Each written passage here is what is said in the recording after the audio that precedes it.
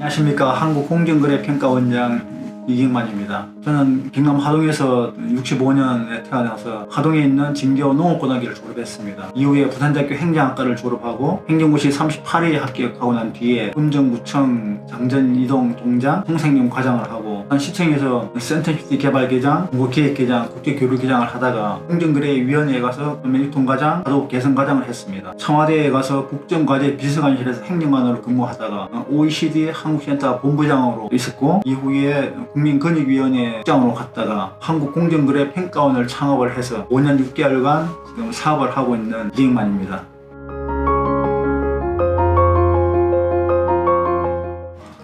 사실 진교 농업고등학교에서 옛날에야 위무고시 합격 한 번도 나왔지만 거의 몇십 년 만에 제가 처음이었기 때문에 행정고시 합격 발표가 됐을 때는 고속도로변 고향 학교의 어떤 담장에 전체 7개의 플랜카드가 난리였었죠. 우리 하동이 지리산 끝자락에 있는데 지리산 전기를 이어받아서 그런지 문제가 있으면 문제를 정면 돌파하는 그런 인생을 살아왔고 리스크 테이킹하는 성향 때문에 그런 인생을 살지 않았나 싶습니다. 1999년에 센텀시티를 개발하였다고 들었는데요. 부산에서 몇 년 근무하시고 어떤 일을 하셨나요? 94년 이제 행정고시 합격하고 95년에 이제 중앙공무교육원에 연수를 받고 내용으로 끝에서 부산시로 갔습니다. 부산시로 가면서 기왕이면 시장을 한번 해볼까 하는 생각이 있었습니다. 그래서 그렇다면 행정체 1선부터서 배우자. 그래서 나를 동장으로 보내달라고 그랬습니다. 그래서 검정구청으로 발령이 났었고 그곳에서 당전이동 동장 또 청소행정과장 하면서 1선을 3년을 보냈습니다. 다시 부산시청으로 가가지고 센터시티 개발 또 정보기획계장, 국제교류계장을 하면서 부산에서 한 7년 정도 근무를 했었습니다. 2001년경 부산시 정보기획계장을 했습니다. 그때 제가 갖고 있는 예산이 313억. 근데 이 예산을 삼성, SDS 등 대기업이 다 가져가는 걸 보고 기왕이면 우리 부산 지역 기업인들이 가져가길 바랬지만 그분들이 전략적 마인드라든지 세상의 트렌드라든지 이런 걸 잘 모르고 열정과 기술만 가지고 작업을 하고 있는 모습을 볼 수 있었습니다. 저는 매일 신문을 한 4개, 5개 보면서 거기에서 스크랩한 성공한 기업 사례를 하루에 2가지씩 당신대로 보낼 거니까 그거라도 좀 공부를 해라. 왜냐면 좋은 케이스를 많이 배울수록 내 마음이 성공하는 마인드로 세팅되기 때문에 벌써 내년이면 20년이 되는데 지금 그때 600명 공부시키려고 했는데 지금은 한 4만 명이 공부를 하고 있는 컨텐츠로 지금 자리매김했습니다.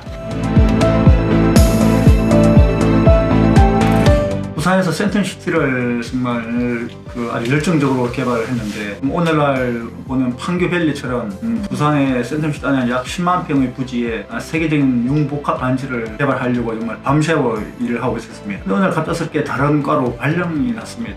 이게 지방행정의 순환 정보였습니다. 내가 여기 있다가는 정말 일반 관리자, 오줌 또지밖에 안 되겠다. 하는 것도 없고 먹는 것도 없는 그런 공무원으로 살 바에야 나는 경제 전문가로 좀 성장하고 싶었고 그러기 위해서 경제부처인 공정거래위원회로 가게 됐습니다. 공정위에서는 주로 무슨 일을 하셨고 가장 기억에 남는 성과는 무엇이나요?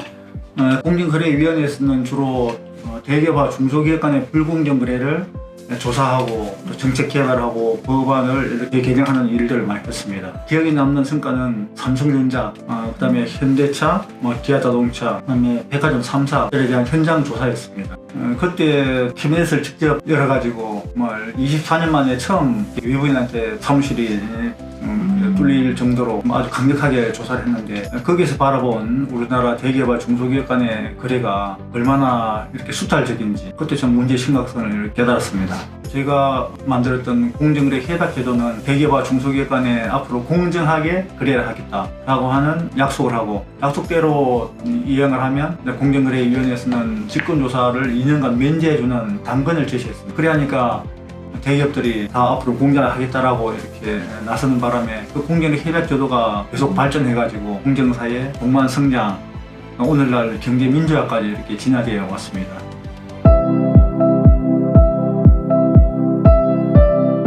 네, 공정거래위원회 있을 때 아까 말씀드렸듯이 정말 중소기업들이 왜 피해를 당하고 있는지, 무슨 문제 때문에 그런 어려움을 겪는지를 분석하게 됐습니다. 보니까 전체 7가지의 문제점 때문에 중소기업들이 끊임없이 어떤 피해를 당하는 그런 모습을 보고, 그게 거래의 7가지 함정이라고 하는 저것을 정리해가지고 중소기업들한테 좀 전수를 해야겠다, 그런 생각으로 했는데, 마침 제가 2009년도에 미국 유학 갔을 때 거기서 그 책을 정리를 할 수 있었고, 또 기국을 해가지고 그 책을 바로 출판을 했습니다.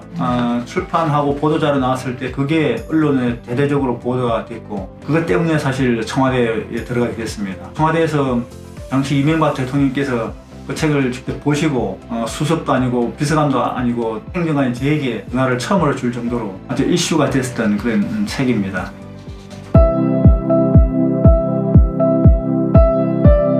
저는 2013년에 OECD 한국센터 본부장으로 갔습니다. OECD 한국센터는 아시아의 각 나라에서 공무원을 불러가지고 OECD 정책을 가르쳐주는 역할을 했습니다. 제가 마침 10주년 행사를 했는데, 우리가 10년 동안 몇 명을 교육시키는지를 데이터베이스를 뽑았습니다. 무려 1,400명을 공부시켰고, 그 중에는 약 장차관급이 한 120명 정도 있었는데, 그분들만 인맥관리 잘 해두면 앞으로 우리나라 기업들을 아시아시장 진출할 때 좋은 인맥 인프라가 되겠다. 그분들을 통해서 좋은 비즈니스 파트너를 만날 수 있겠다는 생각이 들어가지고, 그분들을 어떻게 비즈니스 어떤 플랫폼을 만들까 고민을 하던 차에 아시아 플러스 인도, 그다음에 몽골, 남태평양 국가로 구성된 17개 국가의 아시아 비즈니스 얼라이언스를 만들게 됐습니다. 아마 이게 ABA라고 그러는데, 스위스에는 다보스 포럼이라고 세계적인 정말 유명한 포럼이 있듯이, 앞으로 아시아에는 ABA가 정말 다보스 포럼을 능가하는, 아시아에 걸출한 기업들이 정말 참석하고 싶어하는 그런 좋은 동맹체가 되어 있을 겁니다.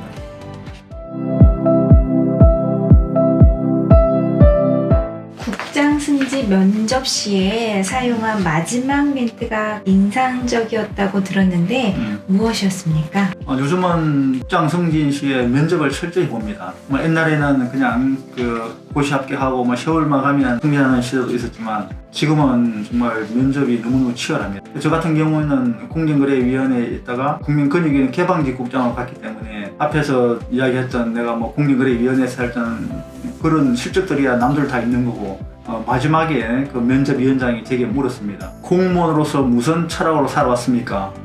질문이었습니다. 저는 정도전의 마인드로 살았습니다 라고 말했습니다. 그러니 그 면접위원들 도대체 저게 무슨 말이야 하면서 다들 뻔히 쳐다봤습니다. 최근에 정도전 드라마가 정말 재미나게 끝났습니다. 저는 바빠서 드라마 잘 안 봤지만, 거기서 바라본 정도전은 정말 정직했고, 자기 어떤 사심 없이 정직하게 일하는 모습에 감동받았고, 정말 부패한 그냥 어려운 어떤 시대를 마감하고 새로운 시대를 만들겠다는 도전하는 모습에 감동받았고, 마지막으로 아주 전략적으로 일하는 모습에 또 감동받았습니다. 정도전의 이름을 따가지고 정직, 도전, 전략이라 하는 네이밍을 해가지고 제 인생을 돌이켜보니 그 정도전이 제 인생의 자원명이 되어 있었습니다.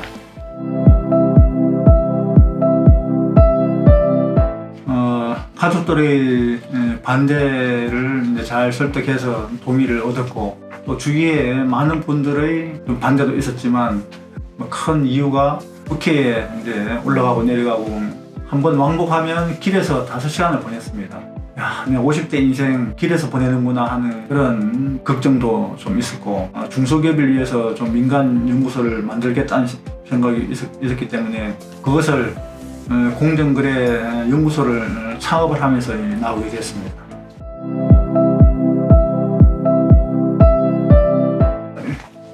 대중소기업간의 불공정 거래가 있으면 대기업의 대형 로펌에 가가지고 자문을 받으면서 얼마든지 편하게 문제를 풀 수 있지만, 중소기업들은 그런 일을 당하면 어디 가서 상담을 제대로 받는다든지 문제를 풀어내기 참 어렵습니다. 왜냐하면 공정거래 전문가들은 대형 로펌이나 대기업에 다 있고, 이렇게 중소형 로펌에는 화독법이라든지 그런 전문가들 별로 없습니다. 분쟁의 초기에 방향을 잘못 잡아가지고 시간과 비용을 너무 많이 사용하는 그런 경우 많이 봤습니다. 그래서 저라도 그런 중소기업을 위해서 정말 잘 문제를 가이드해주고 문제를 풀어내 줄 수 있는 그런 민간 연구소를 만들어서 돕고자 만들게 됐습니다. 창업을 해서 살아남기가 쉽지 않은데 지난 5년 6개월 동안 살아남았습니다. 힘들지 않으셨나요? 정말 힘들었습니다. 다시 아마 창업을 하라고 하면 지금은 정말 망설이게 되는 정도로 굉장히 어려운 지난 5년 6개월이었습니다. 어느 날 해운대에 갔습니다. 저 바다에는 정말 크고 작은 파도가 밀려왔는데 그 파도가 딱 내 마음 같았습니다. 지출해야 될 어떤 상황 속에서 잔고가 없을 때, 어렸을 때마다 항상 돈이 들어오는 이게 사발 팔자인 것보다 그런 생각도 하게 됐습니다.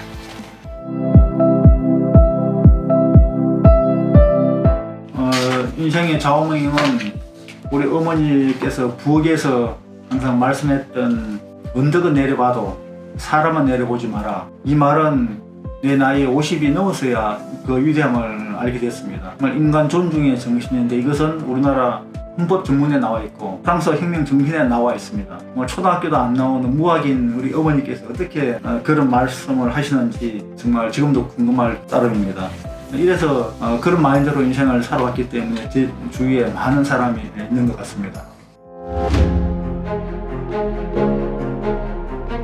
네, 부산 경기의 문제점은 뭐니 해도 돈을 잘 버는 기업이 전남 기업이 부산에 없다는 것입니다.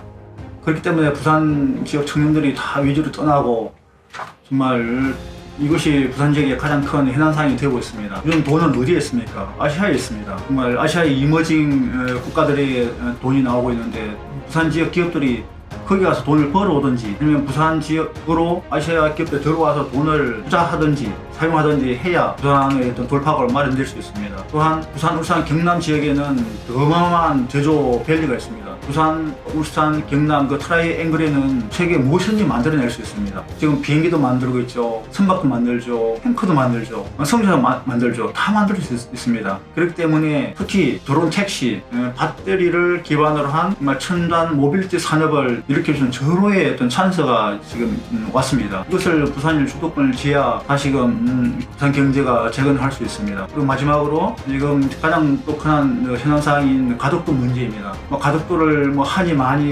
중앙정부가 허락하니 많이 하는데 굳이 우리는 중앙정부의 허가를 받을 필요가 있습니까? 저는 우리 부산 시민들이 저 가덕도를 먼저 가서 파버리자. 그렇게 해가지고 부산에 오히려 주도하는 저거 투자비가 10조 원이 들어갔는지 20조 원이 들어갔는지 근데 그 돈은 얼마든지 전 세계에 지금 많이 있습니다. 가서 우리가 가져오면 됩니다.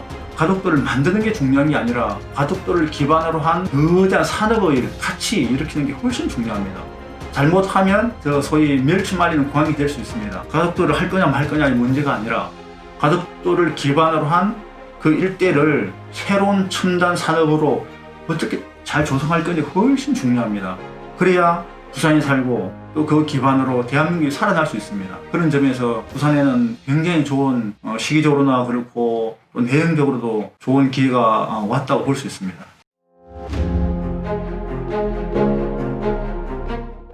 이제 우리나라는 하드웨어 면에서 보면 선진국입니다. 우리가 시골 어디를 가든지 너무나 도로라든지 하드가 잘 갖춰져 있습니다. 그러나 소프트웨어를 보면 또 사회적인 문제, 정말 보이지 않는 그런 부분들을 보게 되면 참 가슴 아픈 문제점이 너무 많습니다. 예를 들면 자살률이 지금 세계 1등을 정말 12년째 하고 있죠. 그리고 노인 빈곤율도 세계 1등입니다. 더구나 교육 문제까지 점철되어 있고 앞으로는 대학 입학 전형보다는 오히려 고등학교 졸업생들이 더 적은 그런 사회 문제 그리고 지방 소멸 문제 아주 복합적인 문제들이 너무 많은데 그런 상황 속에서 어떻게 하면 대한민국을 다시 턴어라운드 다시 재생시킬 거냐 하는 고민들을 하고 있습니다. 대한민국보다는 내 고향인 부산과 경남 붙어서 턴어라운드 시키고 싶습니다.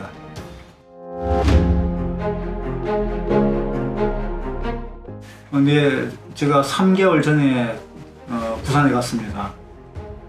우연히 중앙동 지하철 역사를 갔는데 역사 안에 있는 옛날에는 사업이 잘 된 상가들이 문을 다 닫았습니다. 그 모습을 보고 너무나 제가 마음이 아팠는데 제가 부산대학교를 나오고 부산에서 제가 7년을 근무한 저로서는 부산이 경제가 그렇게 침체되는 모습을 보고 어떻게 하면 부산을 살릴 것인지 고민을 참 많이 하고 있습니다. 부산을 살릴 수 있는 것은 중앙정부도 아니고 다른 대기업도 아니고 결국 저는 우리 부산 시민들이 부산 지역 기업인들이 그 옛날에 부산의 야성을 찾아서 다시금 재건할 수 있는, 턴어라운드 할 수 있는 그런 좋은 계기를 좀 만들어야 된다라고 보고 있습니다. 그런 점에서 내년도 부산시장 선거가 정말 중요합니다. 뭐니 해도 현재 부산 경제를 살려야 부산을 떠나는 그 청년들을 부산에 붙들어 줄 수 있고, 그들이 부산에서 결혼을 하고 아이를 낳는 그런 부산을 만들어야 부산이 너무나 좋은 도시로 지속 삶의 터전을 이어갈 수 있습니다. 그런 점에서 부산 시민들이 내년도 부산시장 선거에 정말 깊은 관심을 가져주기를 바랍니다.